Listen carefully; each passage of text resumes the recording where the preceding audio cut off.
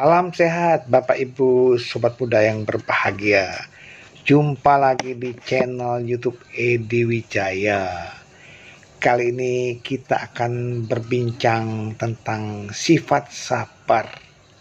Sabar merupakan berkah utama. Bapak Ibu Sobat Muda, mendengar kata sabar, kata indah dan menyejukkan hati bagi orang yang mendengarnya atau menghadapinya. Namun, bagaimana dengan pelaksanaan dalam kehidupan kita? Butuh perjuangan, butuh kerja keras, dan banyak lagi untuk bisa mencapai pada kondisi itu.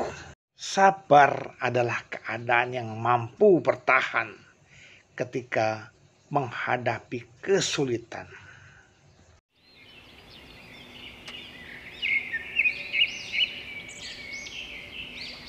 Demikian pula sabar dalam menunggu buah karma baik yang belum berbuah.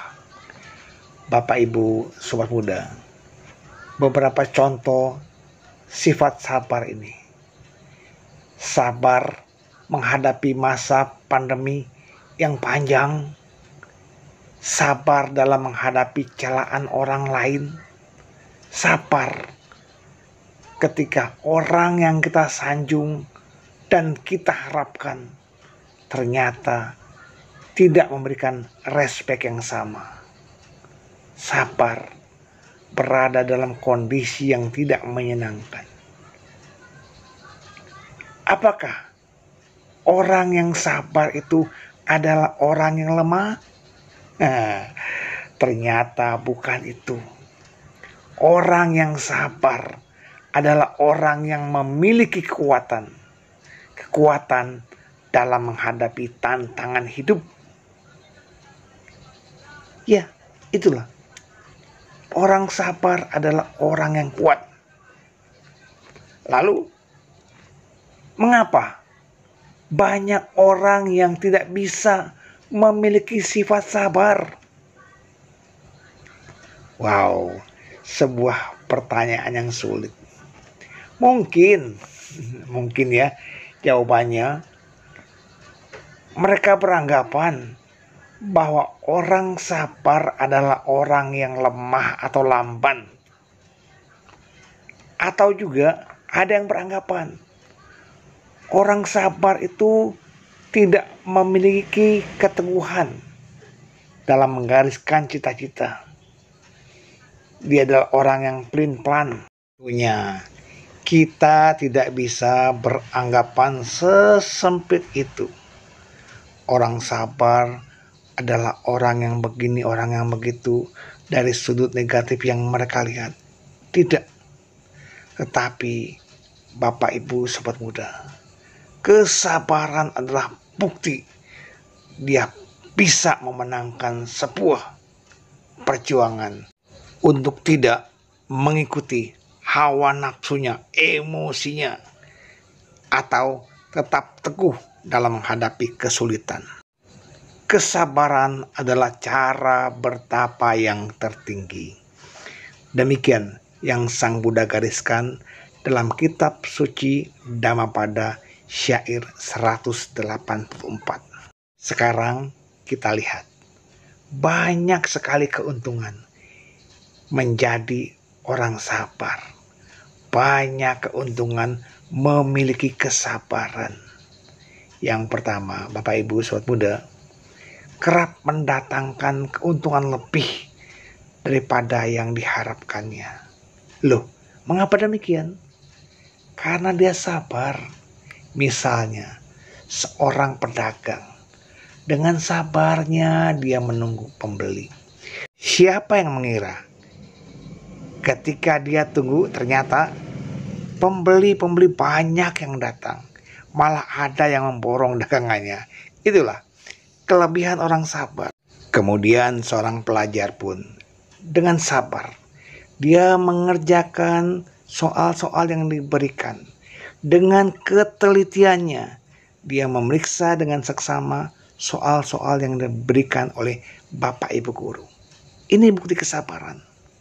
Akhirnya, kesabaran itu bisa mendatangkan hal yang lebih, memperoleh nilai yang baik. Karena apa? Dengan ketekunan, dengan ketelitiannya, dia mengerjakan soal-soal yang diberikan. Yang kedua, lebih banyak orang yang menyukai orang sabar daripada orang yang tidak sabar. Setuju? Ini loh, kita akan lebih disukai oleh orang lain. Kenapa? Karena kesabaran kita. Yang ketiga, orang sabar tidak ceroboh dalam mengambil keputusan, sehingga orang sabar akan dapat menunjukkan sikap bijaksana, terlebih-lebih dalam mengambil sebuah keputusan yang sangat penting. Oleh karena itu, Bapak Ibu, sahabat muda yang berbahagia, memang melatih kesabaran butuh perjuangan. Melatih kesabaran butuh kekuatan mental, bukan sekedar fisik. Banyak contoh dalam kehidupan sehari-hari. Misalnya kita menunggu antrian baik di rumah sakit, di kendaraan umum, atau hal-hal lain. Kita perlu antri. Ini loh, sifat sabar yang memang dibutuhkan. Bukan sekali dua kali, tetapi dia perlu diasah lewat berbagai latihan, lewat berbagai tantangan. Di lingkungan sekolah, lingkungan kerja, lingkungan masyarakat, kita melatih kesabaran. Seorang pelukis dengan sabarnya menetes-neteskan warna, menggores-goreskan warna di kanvasnya agar jadi indah dan berjiwa. Seorang penulis puisi pun demikian, dengan kesabarannya mencari kata-kata yang cocok dengan hati nuraninya. Seorang pengarang lagu pun demikian. Semuanya dikerjakan dengan sabar. Seorang penceramah dengan sabarnya, namun dengan semangat ya, mereka menyampaikan kata pembukaan, lalu isi, kemudian penutup. Semua dilakukan dengan step by step. Apalagi Bapak Ibu guru yang mengajar anak-anak di taman kanak-kanak. Dengan sabarnya mereka membantu membina. Kadang-kadang sedang mengajar, ada yang ngompol, lagi mengajar, lagi mendidik, ada yang berlari-larian. Dengan sabarnya seorang guru membantu membina, mendidik anak-anaknya. Inilah, kesabaran itu sangat dibutuhkan, butuh perjuangan ekstra. Seorang istri dengan sabarnya menata keuangan. Apa yang didapat oleh suaminya dihargai, ditata sedemikian rupa hingga cukup untuk kebutuhannya.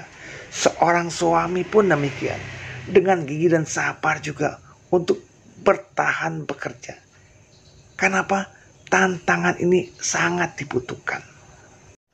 Akhirnya, dengan berbekal kesabaran, banyak kesuksesan yang bisa diraih, termasuk di dalam mendidik anak-anaknya, mendidik anak-anak sekolah minggu, dan banyak lagi manfaat yang bisa kita peroleh dari kesabaran. Marilah kita mulai melatih kesabaran sekarang untuk memperoleh manfaat yang lebih besar. Semoga semua makhluk hidup berbahagia. Sadu, sadu, sadu.